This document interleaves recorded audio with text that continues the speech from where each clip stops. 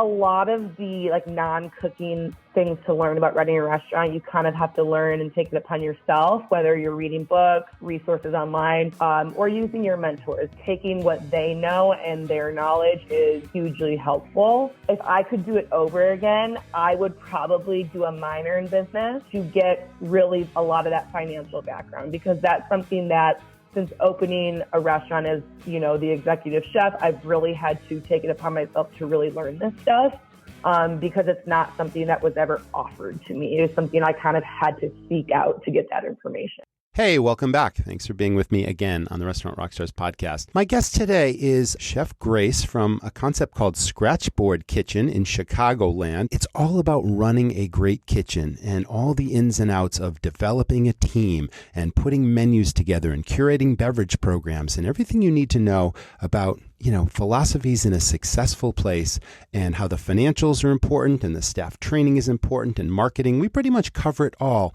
But we also talk a bit about people who are in this business and how they rise above in kitchens and how they become a chef and rise up through an organization, and how you show up and how you set yourself apart from the competition. So it's great for those aspiring chefs who want to move up, but also existing operators and all the ins and outs of running a great kitchen. So please stay tuned. Thanks to the sponsors of this week's episode, Works, The Birthday Club, Pop Menu, and the Restaurant Rockstars Academy. We talk a lot about systems in this episode, and the Academy is your turnkey series of systems for financial management and staff training and marketing and efficiencies in your organization. And now you can assign any of these modules to your staff individually or as a group to learn any of these key things. And I call that an exit strategy for your business. So check that out at restaurantrockstars.com. Now, on with the episode. You're tuned in to the Restaurant Rockstars Podcast. Powerful ideas to rock your restaurant. Here's your host, Roger Bodwin.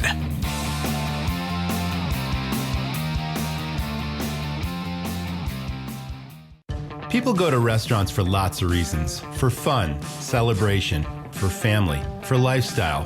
What the customer doesn't know is the thousands of details it takes to run a great restaurant.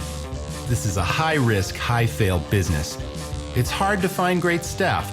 Costs are rising and profits are disappearing. It's a treacherous road, and smart operators need a professional guide. I'm Roger. I've started many highly successful, high-profit restaurants that I've now sold for millions of dollars. I'm passionate about helping other owners and managers not just succeed, but knock it out of the park. I created a game-changing system, and it's filled with everything I've learned in over 20 years running super profitable, super fun restaurants. Everything from creating high-profit menu items and cost controls to staff training where your teams serve and sell, to marketing hooks, money-maximizing tips, and efficiencies across your operation. What does this mean to you? More money to invest in your restaurant, to hire a management team, time freedom, and peace of mind. You don't just want to run a restaurant. You want to dominate your competition and create a lasting legacy. Join the Academy and I'll show you how it's done.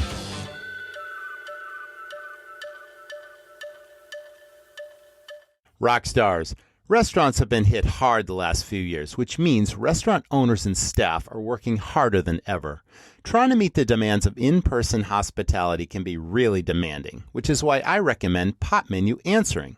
Pop Menu Answering turns every phone call into an opportunity. It uses artificial intelligence to answer the simple questions that are tying up your phone lines, like, can I make a reservation? Or, where are you located? And over 50% of restaurant guests are happy to have their questions answered by an automated system. Within the Pop Menu platform, you can customize answers for your restaurant and choose the voice your guests hear, and even send follow-up links via text message. Pop Menu Answering picks up your phone 24/7, 365 days a year, allowing you and your team to focus on what matters most, pleasing your guests. Prevent lost customers and impress your guests with Pop Menu Answering. And for a limited time, my listeners can get $100 off their first month, plus lock in one unchanging monthly rate at popmenu.com/rockstars. Go now to get $100 off your first month and learn more about Pop Menu's full collection of tools at popmenu.com/rockstars. Rock on. Welcome back, everyone. This is, of course, the Restaurant Rockstars podcast, and I'm so excited today because I love chef episodes because chefs are the heart of what we call the heart of the house, and no exception today. Chef Grace, welcome to the show. How are you today? I'm great. Thanks for having me. I'm really excited. You have a very interesting background, and everyone starts out in this business in a different way. And this is a business of passion. It's a business of relationships. It's a business of networking.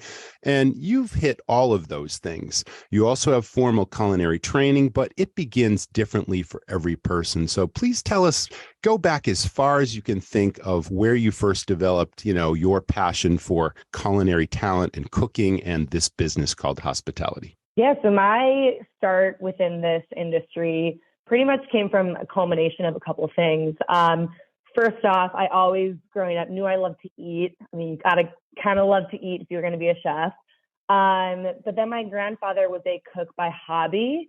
And early on in my life, I was always kind of popping into the kitchen to see what he was doing. He was Czechoslovakian, so a lot of those like schnitzel-y, potato, dumpling type dishes, just real comfort food, a lot of sauerkraut, that kind of stuff. So I kind of would watch what he was doing and became interested in, the things he was concocting in the kitchen. From there, when I was 12, I took my first home economics class in middle school. And that teacher really is who changed my life. In that class, I was allowed to take my passion for eating and kind of my interest that I had seen in the kitchen and see how that works in more of like a real application when it came to recipes and more formal training. At the age of 12, there's only so much you can do, especially back when I was a kid. There wasn't a lot of these resources that kids now have. So in that class, I was able to do really simple recipes, but really fall in love with the structure of that. I came home from the class that day, one of those days, and I told my parents, I'm going to be a chef when I grow up. They laughed at that. They're both journalists, don't come from the restaurant world. So they're both like, yeah, you're 12, you don't really know what you want to do. And I've always been very independent, very sure of myself. And I was like, no, this is what I'm going to do. So, went through high school, worked at a breakfast restaurant all throughout high school, started as a hostess, served, kind of did all the front of house stuff. Then after that, my parents kind of said, if you still want to be a chef, we want you to go to a 4-year university, get a degree in whatever you want to get it in. And then after that, if you want to be a chef, you can go to culinary school and pay your way through that. So I attended the University of Missouri, where I got a degree in communications and food science with a focus on hospitality.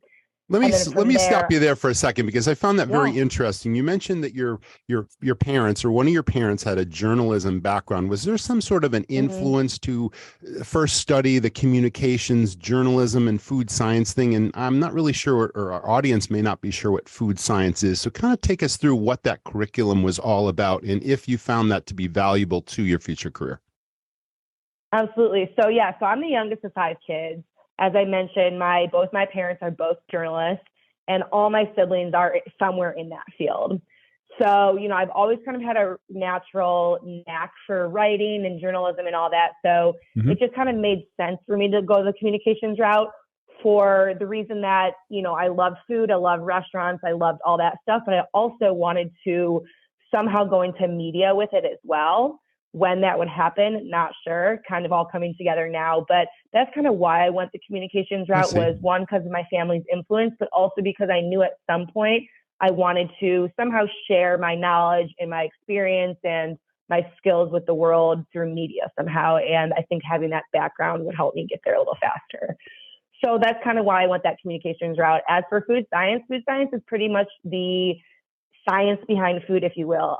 It really shows you the why on things, which I really enjoy with food. You can go into a kitchen and cook and put things together, but the food science aspect shows you why these interactions happen, why an egg affects a recipe in this way, and really shows you kind of the curtain behind the food and gives you more of a background on, why you're doing things, why you're putting the salt in, not just because that's what you do. There's a reason for it. So that's kind of like the gist on a food science kind of idea, if you will. That seems very so yeah, foundational then to becoming a chef, right? That seems like a core. Is that a core class in culinary training? I mean, that sounds, well, again, really foundational to me. It is, yeah. In culinary school, you dive a little bit into that, but culinary school is more focused on like the art aspect of it. Okay. Whereas this is more of the science aspect. So it kind of, with chefs, you kind of need to take it upon yourself to learn that side of things if you are interested in doing it. Obviously, you can cook without knowing the science behind things, but I'm more of a person that I need to know all the answers. So I wanted to know all the information going in. Inquiring minds want to know. Yes. So did you go certainly. directly from there to the CIA? I mean, the Culinary Institute of America obviously needs no introduction. It's probably the most illustrious cooking school, in the country, if not one of the best in the world. Others come to mind in France and all that sort of thing. But clearly, it is a well-renowned program. Did you go straight there? Did you have any interim experiences? Yeah, I pretty much went straight there. I took like a 10-month break because when I graduated, between when my program started, there was a little bit of a break. So I just worked in a couple of restaurants, serving, bartending, that kind of stuff in between. And then headed out to California and started my program. The program I did was a 10-month fast track program for anyone who has a bachelor's degree in a food related field. I see. So that was really nice because I didn't have to take any of the prerequisites. I could just take only the cooking classes, which is exactly what I wanted.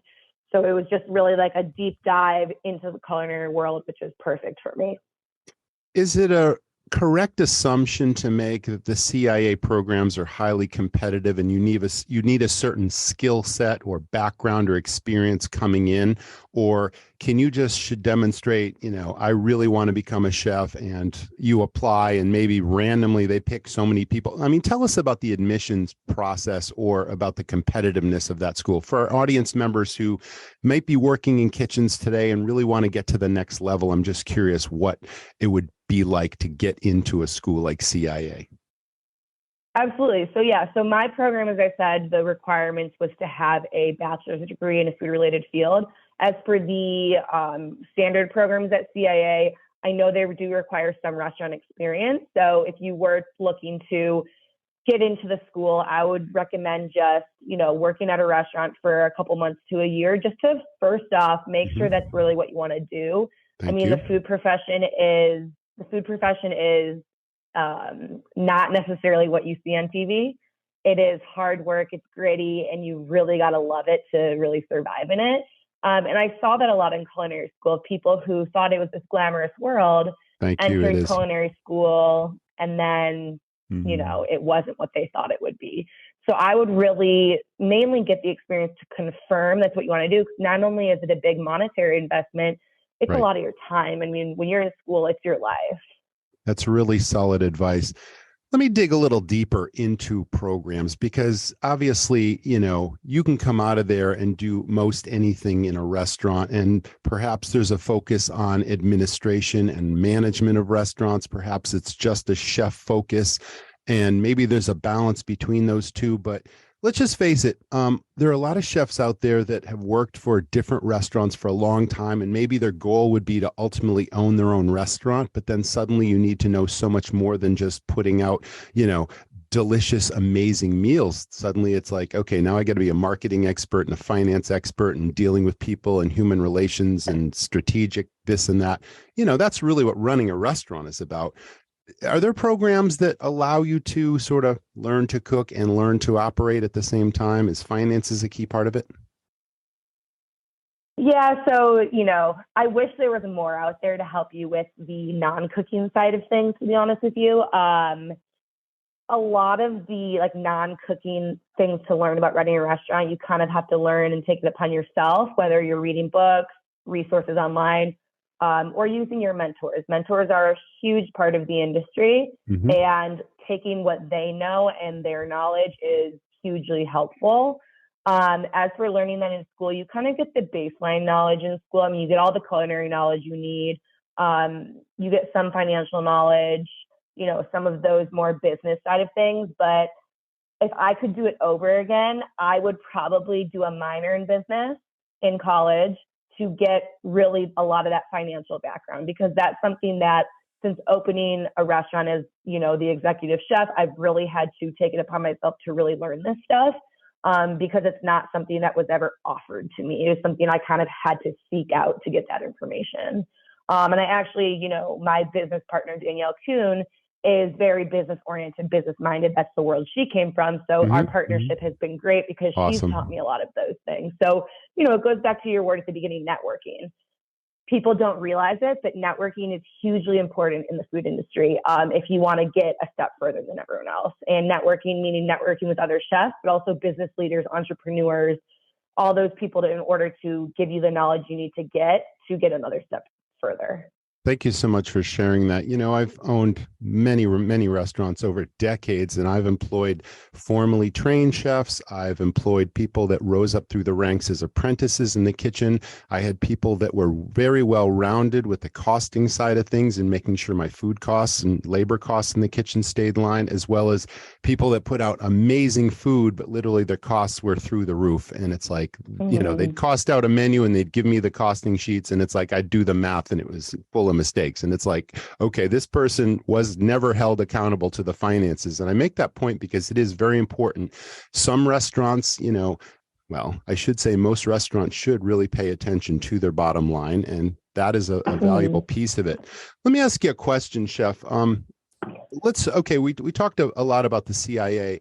Let's talk about, in your career, you've seen a lot of people in many, many different kitchens that may have had some natural abilities, some talents. They clearly had the passion. They wanted to stay in this industry. They wanted to keep learning. And you mentioned the mentorship thing. Is there, any specific way to rise to the top? What advice would you give to these people that won't have the opportunity to attend a formal program, but they're in a restaurant now? But maybe it's like, how much experience in any given place should you put in and work multiple stations? And then to keep rising to the top, you work for maybe a more well-known restaurant or a celebrity chef-run restaurant. It's like, what would you say to that? Yeah, that's kind of the nice thing about the food profession is that there's no one track to get there. There's no right way to do it, no wrong way to do it. It's a great industry for people that haven't had a lot of opportunity in life, because they can enter an establishment, fall in love with what they're doing, and continue to work towards getting to their goals. So what I would recommend and what I've done is setting goals. Whether you're formally trained or you are coming from, a lower income household, haven't had any schooling, whatever, it doesn't matter in the restaurant, which is why I love it. Everyone comes from different walks of lives, but everyone that I've worked with or that has gotten ahead does one thing, and they set goals. Whether it's a 1-year goal or a 10-year goal, have a list of things you want to accomplish and work towards taking those off. I constantly have goals. When I accomplish one, I'll add a goal. So I think that's a huge thing as a motivator. As for getting into establishments, I would say pick a place you feel passionate about, you feel like you love their concept, what they're doing, whether it's the food or the person you want to work under, and show up at that place in person. Right now, technology is everything. Don't call them, don't text them, don't email them. Show up in person. That's what they used to do in the olden days, and it's something that a lot of old school chefs really admire. I had an employee show up last year to my door, and I was so impressed because he's this 20-year-old kid that just walked in the door and said, I want a job. And guess what I did? I hired him because he was hungry for it, and that's not something I'm seeing a lot lately. So show up in person, show them you want it, and any higher-end restaurant that sees that will likely hire you as a prep cook, and you work your way up from there. I, despite having formal schooling, started as a prep cook at Ad Hoc and worked my way up to sous chef. So it's all about showing you want it, showing you're hungry, and then using your work ethic and your hard work to prove that you have what it takes. I spent days from 6 in the morning until 10 at night at the restaurant just to prove, like, I want this, I want to be here, and I'm willing to put this work in. Despite if people don't have formal schooling and formal training, that's totally okay. Just show that you want it through your actions. That is a great takeaway. And I absolutely I admire that approach, and I believe it's what people should do to set themselves apart from every other resume that might come in the door for a restaurant. It's like you put a face to a person, and that person demonstrates passion, and I really want to work here. And more likely than not, that's the person that's going to get hired by making that impression versus a faceless name on a piece of paper or a phone call, like you said. That's great. Thank you for sharing that. Okay, Absolutely. so you can't go ahead. No, I was just going to say, it's as I mentioned, it's especially impressive nowadays too, because I'm really seeing in the workforce with the labor struggle right now for all restaurants is a big issue, Yes, and it is. hiring employees. But a huge part of that is the people coming up in the ranks just have a different way of looking at work and how they work and their work ethic. And so I think if younger people are willing to show kind of what I just mentioned, it would, hugely help the industry and help people really take their hard work and get ahead. Because right now you're kind of seeing people that want to do it, but don't really want to put the work in. And you're seeing only a couple of these people that have like a true passion for it. So I think that if you really want it and you're hungry for it, showing that extra effort, especially now, is super helpful. Yeah, now you're talking about ambition, motivation, and inspiration that are clearly, key requisites for success versus I kind of think I want to do this and I'm just going to test the waters and try it out and kind of wishy-washy about it. No, you've got to really, put your best foot forward. So I appreciate that as Absolutely. well. So you came out of the CIA and then you mentioned ad hoc. Was that your first position? Were you recruited on campus? How did you get that position? Because obviously Thomas Keller needs no introduction either. Listen, I'm all about marketing, but believe me, very few marketing ideas today are fully trackable, where you know exactly where the business is coming from, and you also know that it's generating a positive return on your investment. Now, I no longer own restaurants, but if I did, this idea would be at the very top of my marketing plan. It's all about birthdays. Everyone has a birthday, and they are a huge, let me repeat that, huge source of business in your restaurant. Why wouldn't you want to focus in on reaching everyone with a birthday in your area? Well, you can with the Birthday Club from Fan Connect. Best part is they do everything for you. You get a turnkey marketing system that sends birthday cards in advance, inviting people to celebrate at your restaurant from your area code, plus a sign-up strategy for your existing customers. New business, repeat business, higher check averages, and a massive customer database. You can get all this with the Birthday Club. Check it out and sign up now at getfanconnect.com/birthday rockstar. Yeah, so I'm from Chicago, the Chicago area, and I had full plans after graduation to go back to Chicago.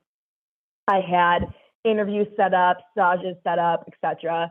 And I heard about ad hoc and that they were accepting stages. And so I was like, I'm just going to do the stage. I want to see how Thomas Keller Kitchen works. I think it'd be interesting to see, how they do things. So I did the stage without necessarily an intention to take a job. I just wanted to see what it was like. And I went in there, did the day, fell in love with what they were doing, and was offered a job and took it on the spot without even thinking about it. I'm staying in California, taking the job. So it was kind of really like a minute decision. But I lead a lot with my gut and my intuition, and it felt like the place I was supposed to be. I felt at home. I felt right. And it just felt like it was the right next step. So I started at Ad Hoc as a commis or a prep cook, was cutting a lot of potatoes, vegetables, whatnot. And the thing with the Thomas Keller Restaurant Group is they start everybody at the bottom, no matter who you are, which I am a huge fan of the idea that they do that. I think it forces people to put in the extra mile and really work hard to get to where they need to be. So started as a prep cook, really a great time to master those foundations and then continue to work up the ladder. So actually after a couple of months, I was promoted to chef de partie, and then pretty shortly after that, I was promoted to a sous chef. So I was promoted to a sous chef fairly early on, but it really was a really changing factor in my career. It forced me to learn all these positions and really, get my head in the game super early on. And forced me to go through some hardships to lead this kitchen. And, I entered a kitchen as not the most tenured person there. And I was promoted to sous chef before a lot of these people that had been there for a while, which obviously in the restaurant world and the rankings of restaurants, it causes some risk. So it forced me to really become strong in what I know and what I do, because I had to kind of work around these like haters, if you will. And, they would give me a hard time about it, but I really had to grow a backbone and form kind of the strong confidence I have now in order to kind of survive. That's a great story. Do you by any chance, or have you seen any episodes of that show on Netflix, The Bear? I have. I really like that show because it actually, I took a lot from that show watching it last year, because his story and my story really resonate with each other. I saw the connection. He went from fine dining, I think they actually mentioned French Laundry in it, yes, to more of a mom and pop establishment, as did I at the exact same time. And a lot of those struggles he mentally is going through internally in the show are struggles that I've experienced over the last 3 years, questioning yourself. Am I in the right place? Is this the right move? Am I doing what I'm supposed to be doing? Is this what people think I'm supposed to be doing? All those questions are something that I have dealt with over the last 3 years since opening a smaller establishment. So that show hugely resonated with me, and I'm excited for the next season too. So are we. And I saw the connection because you mentioned, obviously, in your first experience or in any Thomas Keller restaurant, you start at the bottom regardless of experience. And on the show, here's this, formerly trained person from a high-end restaurant who suddenly inherits, like you said, it's a mom and pop like sandwich shop, and he's dealing with molding really raw people that are, obviously there's no training there. They're putting out sandwiches, and it's this mom and pop place, but he's trying to instill the philosophies of that fine dining restaurant in like this sandwich shop, and the challenges that he faces in a real gritty part of a major city to put out the best product possible and to up level the entire organization, where everyone says, yes, chef, I have a question, and everyone calls each other chef, even if they're just making sandwiches on the line. I thought that was tremendous. So we're looking forward to it as well. So I'm glad you've seen it. Yeah, absolutely. It's a great show. So let's talk about, you had an appearance on that TV show Chopped, right? What was that experience like, and how did you get involved with that? I did, yes. So, being on the Food Network has always been talking about goals, a goal of mine since I was that 12-year-old that wanted to be a chef. So I got approached by the Food Network. They found me through my website. I have a website where I teach people recipes and foundations online. And they contacted me and asked me if I wanted this opportunity. And it took me a little bit to decide yes or no. My mom actually really urged me to do it. And so, part of my hesitation was because as a perfectionist, failure is a hard thing to kind of accept. And going into an environment like that, you don't know if you're going to be good or bad at it. It's not only cooking, but it's cooking with high stakes and under a time constraint and with ingredients you may have never seen before. So there's a lot of variables that go into it that could cause you to fail. So kind of the uncertainty of it was scary.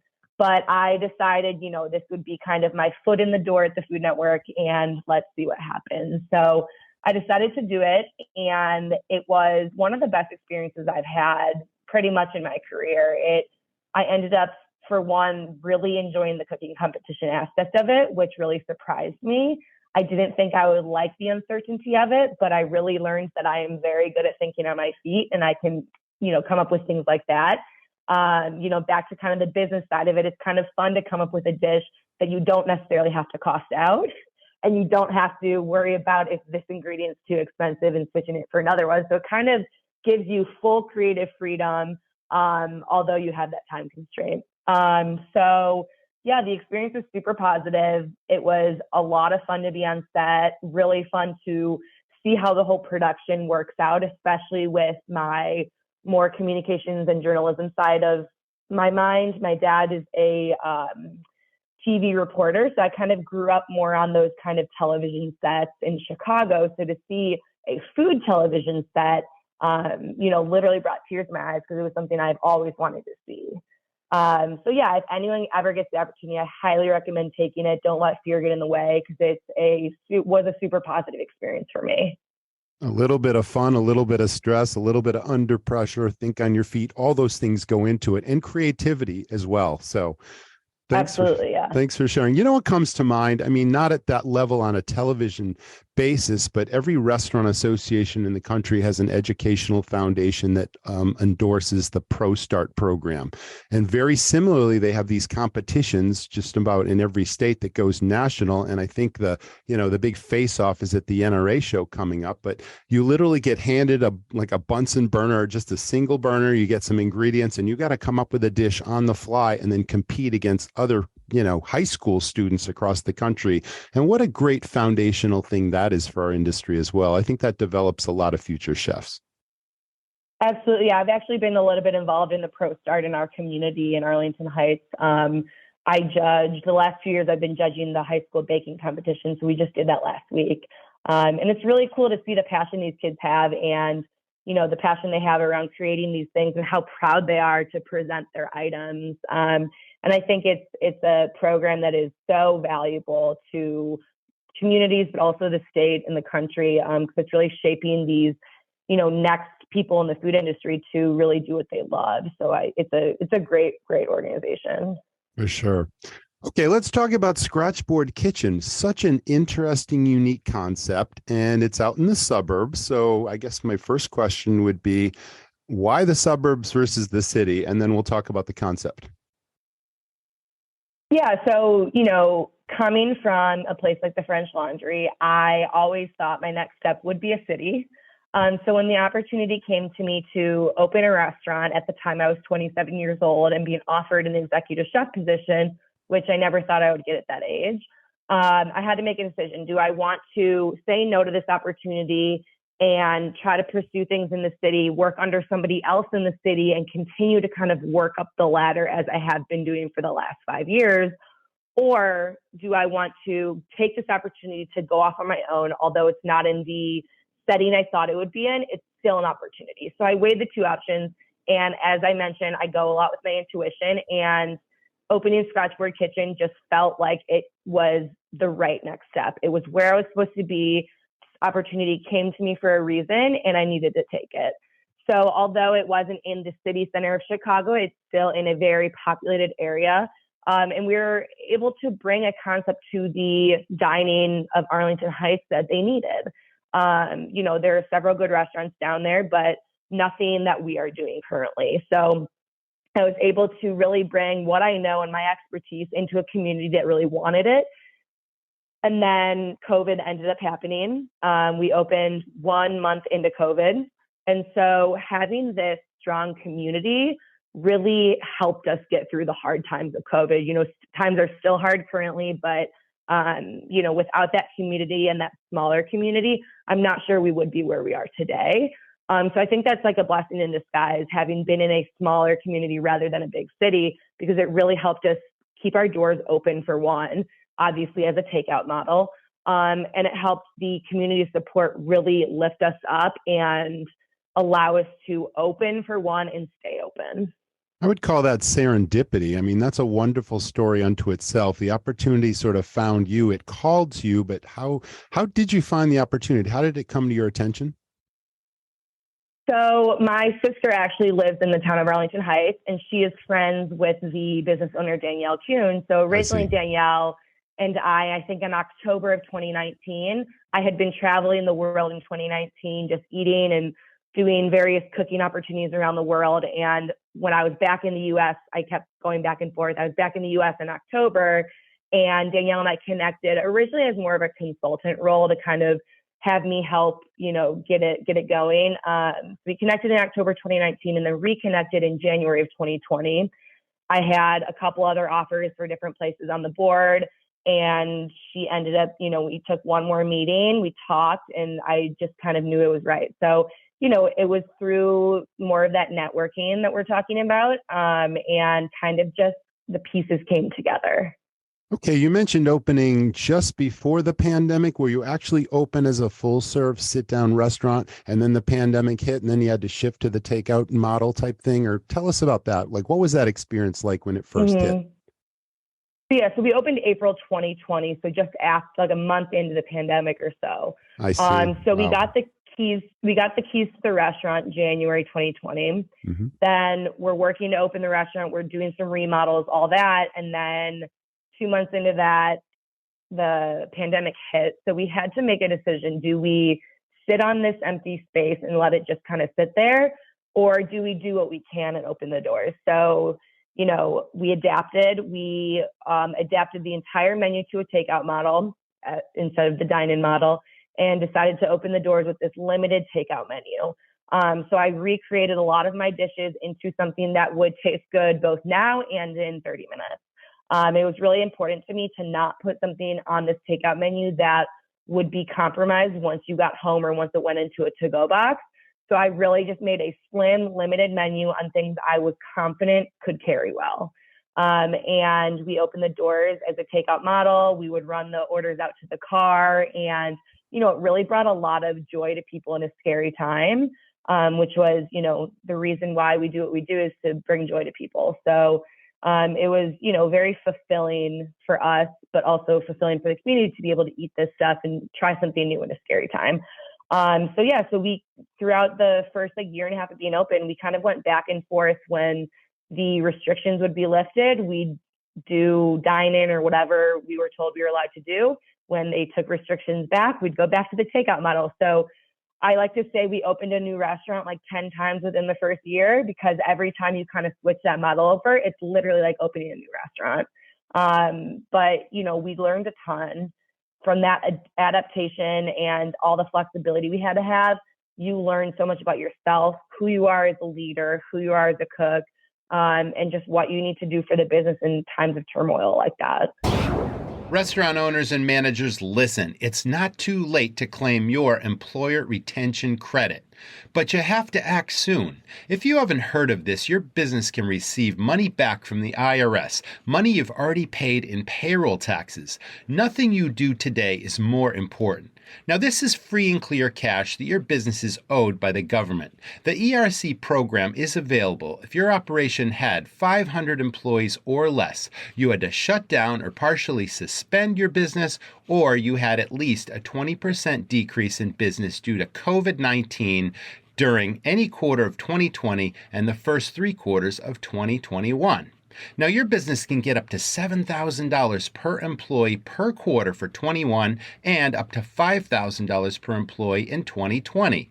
Now, if you have just 10 employees today and meet the requirements, you can receive up to $260,000 back in a refundable tax credit that you don't have to pay back. Now, the faster you apply, the quicker you get the money, but you must do it soon. You can use the money for any purpose: payroll, cost of goods, business improvement, or other expenses. Again, you don't have to pay this money back. Now, Works is a company that will do everything for you to get the money that you're owed. Now, I'm speaking from experience with Works. My restaurant received big checks in all available quarters, and Works people and process made it easy. For a no-obligation consultation, click the link in the show notes to this episode and speak to them with no obligation. You pay nothing until they get you the cash. Act now. Was there a strategic marketing plan when you first started? Do you have a highly visible location that instantly created sort of buzz in the community that people could see a new place is opening up and then everyone's going to try that new place, and then you build a following by giving them an amazing experience and creating a relationship with those guests? And is there a formal marketing plan in place today, or is it just you're a chef, you have a personal draw to people who love your cuisine and your cooking? Perhaps Danielle obviously has a huge network of people that know who she is. How did you seed the business and get it going with your initial customers? How did that happen?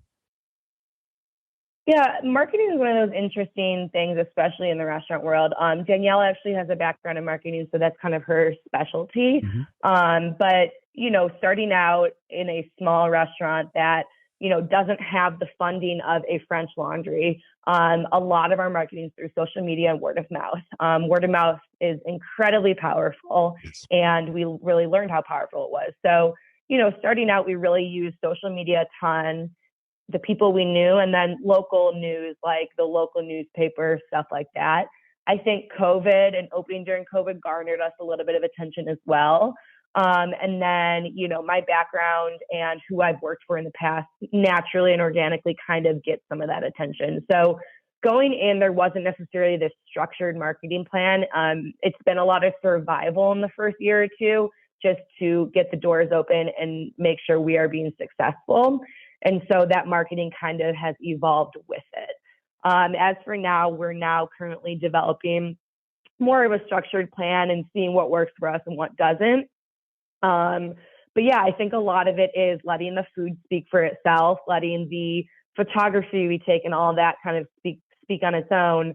And then also kind of developing, being a chef-driven restaurant, putting that in the forefront and letting people know, like, we're doing things from scratch and from the farms for this reason, and this is the chef we have, and this is why we're doing it. So I think bringing all of the information, the pieces of the restaurant together and putting that information out has kind of been our marketing ploy. It's very interesting. Obviously, there's a female founder owner, but it's also, I understand, a female operated restaurant, which is a very unique concept. Does that mean it's predominantly or it's all females that work there? Are there any males at all that work in the restaurant? Yeah, it's a mix. So obviously Danielle and I are the two female leaders of the restaurant. And then, there's a mix of men and women that work there. But, being female owned and operated and then a female executive chef, both in itself are very rare. I think for chefs that I'm one of 7% that's a female executive chef. So just those numbers, people don't realize that percentage in itself is pretty stark. So yeah, it's pretty rare to have restaurants that are female led, female chef, all that stuff. So it's something we're very proud of, just because it doesn't happen very often. Does the menu change seasonally? Does it change daily? It's like, tell us about what the menu is. What would a typical, what would some of the typical choices be if we walked in the door tonight to eat? And how often does that change? And you did mention you're sourcing things locally. It's farm to table. Everything is scratch made. I mean, that's beautiful unto itself. But tell us about, the dynamics behind the menu and what you do with it. Yeah, so originally we opened as a breakfast and lunch concept, kind of high-end brunch food, all farm-driven, scratch-made, as we talked about. So creating the brunch menu, I needed to make sure it's efficient, because we can do up to 400 covers on a given busy day, and we have 60 seats in the restaurant, because you can imagine how fast that needs to turn. Yeah, for sure. So I needed to make a menu that was beautiful for the farm items and, my concept, which is brunch food that's not necessarily diner food, more a little bit creative, but also make it efficient. So my brunch menu looks like I have one of my favorite dishes is a Dutch baby and pancakes. So I take pork from Slagle Farms down in downstate Illinois, make a homemade sausage gravy with that, and then I make a savory Dutch baby pancake. Let that souffle, fill it with the gravy, top it with an egg, and it's kind of like my version of biscuits and gravy. So I do a lot of dishes that are familiar and nostalgic, but a little bit more creative and different that you wouldn't see anywhere else. And then we are actually starting up dinners. We're doing 2 dinners a week right now. And that menu is still kind of my creative side of things, very European driven and very farm driven. So right now I have a pork chop schnitzel on the menu that has a umeboche yogurt on the bottom and then an apple and cabbage slaw on it. So very fresh, comforting, makes you feel good from the inside out, but also featuring those farm items. So, in California, when I was working out there, farm to table is not necessarily a term that is thrown around because it's something that everyone just does. It's how people cook out there. It's not necessarily something people point out. Whereas in Chicago, since the seasons are a little bit different here, it is farm to table is something people like to kind of slap on the menu and say, we do this, even if they don't. So it was, it's very natural for me to cook this way, but it's something I definitely wanted to share with people of the area because it's not something you see very often.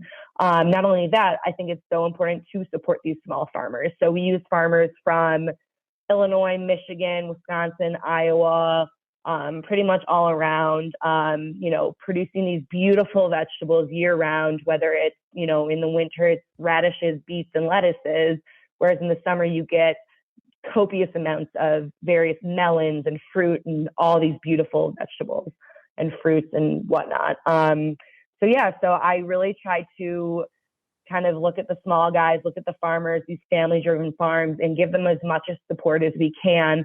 And then I'll take some of those products in the summer and preserve them for the winter so that we're still using these products throughout the year. So you have a philosophy you've certainly adopted here about quality, about scratch made, about supporting the local farmers or even family-owned farms and that sort of thing. Are you finding that you can compete with price? Not to use, big box suppliers and that sort of thing that have these huge economies of scale, but obviously finances are critical in any restaurant. And are you finding that you can get reasonable prices and be able to put, your price points on the menu and still offer that value proposition to the guest based on what you're serving and where you're getting the ingredients? So it's funny, nowadays that price gap has closed a lot closer than it used to be. Used to be where you'd buy commodity ingredients for this price and farm ingredients for this price, and there was a huge gap. Yes. Now with all the inflation and surplus, that gap has really closed, and I'm finding farm products and commodity products are pretty much neck and neck. I mean, I'm buying farm eggs for a lower price than I can find commodity eggs. I guess that's a plus for our concept because those prices are pretty much the same now. In the past, it was always that a farm-driven restaurant was a little bit more expensive because these products are a little bit more premium, take a little bit more care, are local, had something special to them. And they still do, but now it's just nice that these prices are a little bit closer. So I kind of take that as a plus in a way because it kind of evened us out with other restaurants. Let's talk about ambiance. I'm walking in the Scratchboard kitchen for the very first time. What's my experience going to be like? What are the sights, the sounds, the smells, the concept? Like, take us in as if I'm seeing it for the very first time for our audience. So our goal was to make sure that you felt the same way the food made you feel. So the food is very quality driven. Even though you're eating a piece of fried chicken, you're not going to feel like crap afterwards because all the ingredients I put into that piece of chicken are high quality. They're processed correctly. They are not anything that's going to make you feel sluggish and nasty. And that same idea kind of was put towards the ambiance. So when you walk in the door, everything is very fresh feeling, a lot of greenery, a lot of white walls with decorated accents that make you kind of just feel comforted, but fresh. And like you want to stay a while. That kind of like fresh, happy feeling is what we wanted, especially nowadays. People want to feel like they are somewhere they belong, somewhere where they can bring friends, bring family, and be comfortable. So the ambiance is welcoming, warm, and just very attractive kind of to the soul. I think you mentioned labor a little while ago. Have there been any particular labor challenges at Scratchboard Kitchen? I think labor has been one of my biggest challenges since COVID. Being out in the suburbs, we attract a different quality of labor. In the city, you get a lot of people that go to the schools down there, are a little bit more experienced, whereas in the suburbs, you get people that are a little bit more green, and not necessarily in it for the career, more so people that want summer jobs or want to try it or whatnot. And being someone who I'm fairly picky with the people I hire, just because you don't ever really want a bad egg in the house, because that spoils the whole bunch. It's been a little bit of a challenge. Since COVID, a lot of people have fallen out of the industry and gone elsewhere. And I think that, I'm seeing that impact. just with the sheer amount of applicants that we get. And, talking to my friends who do also have establishments in the city, the same thing's happening there on a little bit different of a scale. So I think labor is the one thing right now that restaurants are experiencing is still super impactful since COVID. Even though COVID's quote unquote over or whatever people say, I think that restaurants are still struggling because of it. And that's not something the general public really realizes. And I think the biggest struggle is this labor thing. I'm on the line multiple days, which as an executive chef with my other duties I have to do, being on the line kind of puts me behind a little bit, and it's not necessarily something that I try to do very often because I have so many other duties to do. But also my other duty is to make sure this restaurant is operating successfully. And if that means I'm on the line, working the line for a week, then so be it. And you'll see executive chefs on the line at so many other places simply because they have to right now. So yeah, I would say labor is a huge struggle currently and has been. And, I'm taking every interview that comes our way and seeing kind of how they are and how they work and kind of deciding from there. But it's something that, I think that will continue to be a struggle until more people start to enter the industry again. An interesting idea came up with one of my prior guests that has 28 locations in Southern California, and they're open for 3 day parts, breakfast, lunch, and dinner. And obviously what a challenge it would be to just staff one place 3 meals a day, but then now you got 28. So I thought this was a genius idea, but they're offering $250 gift cards to their guests who refer a new employee that lasts at least 90 days. So obviously it's the cost of your food cost. It's not $250 cash. And if you get a great person that lasts for 90 days or even literally becomes a full-time permanent employee, what a great idea. So I just thought I'd share. But thank you for telling us. That's a great idea. Yeah, I mean, you got to be creative. I like that. And resourceful. It's about recruiting versus hiring. It goes without saying. You can be driving down any street in America right now and you'll see 30 now hiring signs. And it's like, that has no effect and it's not going to work. And like you said, you're going to get, the bad egg that ruins the bunch, but you really want to focus in on getting the most quality candidates you can for your position. So I just thought that was a great idea. Yeah, it's a great idea. I'll definitely use that. I like that. Can you speak to your staff training philosophies and your onboarding procedures? Yeah, so being a small restaurant, onboarding is, training is always something that's fairly expensive and that you have to do very carefully. My onboarding process, I like to make sure everyone has all the information and are trained very thoroughly. With kitchen training, I always pair the kitchen person up with another more tenured employee. So I have a lead line cook and a kitchen manager, sous chef type person. So I'll always make sure new hires are with one of them to make sure they get the most thorough training, know all the dishes, but also, I have little, just like you said in the bear, I have little things I do that if you're coming from more of a chain restaurant or something, you won't necessarily know to do these things. So, I think those little finicky things are very important to teach as well, from the way I organize the cooler, the way we label things, what color towel you wear in your waist versus what you wipe with. Little things like that are very important to pass on. And it kind of goes to that mentorship thing is, something I've been taught through working with Thomas Keller, is that mentorship is very important and is what will get us ahead in the industry. And using that mentorship philosophy to train the next employee is kind of what I adopt. Thank you. You mentioned that Danielle's very strong financially. Obviously, she's a financially savvy business person, and the restaurant is run bottom line focused, not just guest experience focused and quality focused. I work with quite a few restaurants where they put a menu together for variety and appeal to the guest, but the profits are kind of all over the place. And obviously most restaurants have menu categories, obviously starters, and sometimes it's soups and salads and entrees and desserts. And all those categories have a spread difference in amongst the items in each category. And I find that many restaurants are losing many, many dollars when a lower profit item is a more popular, a bigger seller than what they could be selling. And, you can obviously maximize a menu profits by shrinking that spread and making sure that the profits are similar. And that way, as long as you don't have a waste, a theft, or a spoilage problem, you don't care what sells.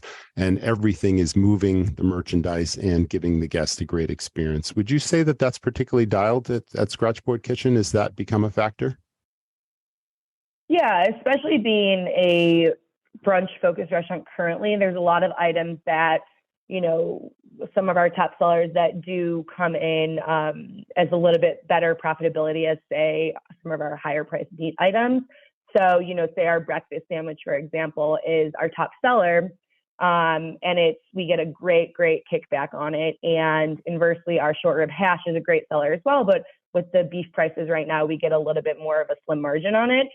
So really, we just try to, as you said, balance the menu, balance the prices in terms of, what our percentages are, and mixing and matching those things. So yeah, it's something we talk about on a daily basis, and we relook at our pricing every single day to make sure with these fluctuating prices we're where we need to be. I actually started using a system that helps me with inventory and helps alert me of these price hikes. It's been very, very helpful to see, because one day I'll go on the system and it'll tell me salmon's gone up $3.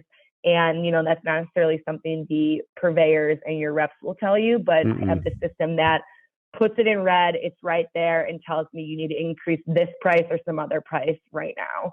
And especially in this world where every dollar counts, it's incredibly helpful to have that information and Definitely. to be so on top of it as we are. Thank you for sharing that nugget of information, because that's a key takeaway as well for our audience listening in. I mean, literally, you have to maximize every sale in your restaurant as well as the bottom line profit of every dish to be successful while you're not compromising on quality. But then there's portion control standards that really need to be implemented. And I'm positive that you are on top of consistency with portion controls and all of that. You mentioned suppliers don't necessarily tell you that the salmon just jumped $3, but it's proactive to reach out to your suppliers and ask sometimes if they have comparable quality ingredients that maybe they can get at a better price, and constantly shift, provided, the flavor profile, the quality stays the same. The guest will not know the difference. I mean, I used to do that all the time. Obviously, we'd switch products and make sure that the quality was there, but we'd ask for samples in advance and we'd test these items. And if it tasted great, we'd obviously make the switch. But I'm sure you've got all that dialed because you've got the experience behind it. You also have a curated beverage program. Can you tell us about that? Yes, our beverage program is very much a collaboration between myself and our beverage team. So how we do it is before we create the new menu, I tell them these are the things that are going to be in season. Let's create cocktails around these items. We come up with the ideas together, and, I have some experience bartending, so I know how to put a cocktail together, but I more so use my kitchen expertise and the flavors I know that go together to help them and guide them to create more of this craft, interesting cocktail. So, we take all of our knowledge, all of our expertise, put it together to create these cocktails that are very seasonal. So that's really how we do it. And then we create, just like a recipe, we create the recipe, cost it, and adjust it from there according to what needs to be adjusted, whether it's cost, flavors, this or that. So yeah, our beverage program is really interesting because it is that chef collaboration, and it, you're not just getting a gin and tonic with a lime, you're getting or a gin fizz, you're getting a rhubarb gin fizz that has like pink peppercorns in it. And it's very chef driven, kitchen driven, but has that bar expertise to it as well. What an excellent extra profit center in your restaurant to curate a beverage program with specialty cocktails, as well as those that complement the menu itself. That's tremendous. So thanks for telling us about that. Are there any plans to expand the Scratchboard Kitchen concept? It's very unique, and maybe even a city location, or maybe another state, or a franchise. I mean, what are the future plans for this company? Yeah, so Danielle and I are two very ambitious people. We're always talking about what does the future look like for us. We wouldn't have gotten this far had we not been as strong of a partnership as we are. So we know for sure that we want to continue to work together in the future. As for plans for expanding the actual concept. We've had some ideas here and there on where we want to take it. Right now, our main focus is getting Scratchboard to what we call a standardization phase. So we want to make sure everything is super standardized, codified, kind of down to a science where somebody who doesn't know anything could open this book up and essentially replicate it all. So we're getting into that phase right now. And then from there, we'll expand. Will it be a carbon copy, exactly copy and paste? Probably not. We'll probably adjust them and change it for the environment we're taking it to. But also we talked about different concepts, whether it be some sort of bakery or a dinner restaurant, like you said, in the city. So we play around with all these ideas as we are dreamers and very goal oriented. But right now our main focus is getting Scratchboard exactly to where it needs to be, because it, the first few years of operation, like I said, were a lot of survival and adaptation. So just in the last year have we really been able to hyper focus on this is the business. We don't have to change it anymore, and let's hone in on this and really perfect it.